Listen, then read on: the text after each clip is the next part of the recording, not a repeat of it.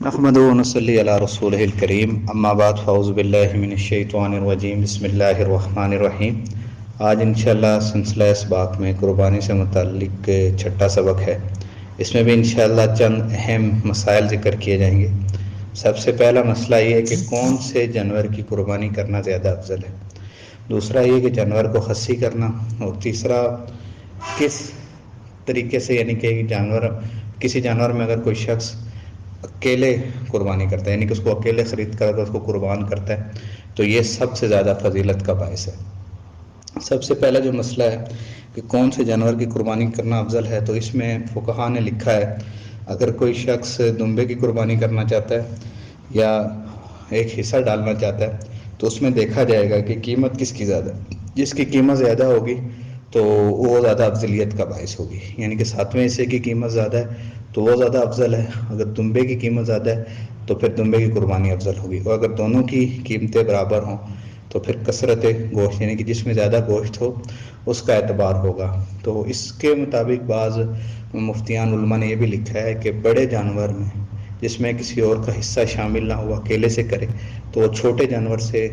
بڑے جانور اگر استطاعت ہو تو بڑے جانور کو قربان کرنا زیادہ افضلیت کا باعث ہے۔ نمبر 2، جانور کو خصی کرنا۔ جانور کو خصی کرنا شرعاً جائز ہے۔ نبی کریم صلی اللہ علیہ وسلم خود بھی ثابت ہے کہ انہوں نے بھی جو ہے وہ خصی جانور کی جو ہے نبی کریم صلی اللہ علیہ وسلم نے خصی جانور کی جو ہے وہ قربانی فرمائی ہے۔ پھر یہ ہے کہ خصی کرنا محض اس لیے ہو، منفعت کے لیے ہو، لہو و لعب کے لیے نہ ہو، یعنی کہ کوئی ویسے ہی چلتے پھرتے ویسے جانور کو خصی کر دیتا ہے تو یہ شرعاً جائز نہیں ہوگا، بلکہ اگر کوئی گوشت کی عمدگی کے لیے،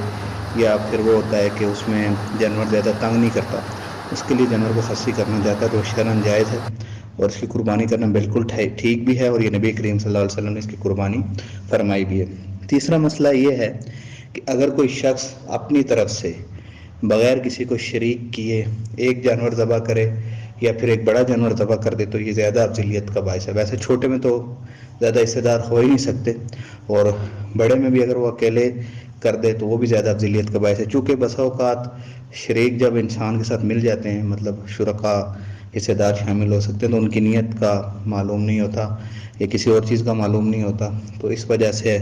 کوئی شخص اگر اکیلے قربانی کرے گا تو یہ اس کے لیے زیادہ فضیلت کا باعث ہوگا۔ جزاک اللہ۔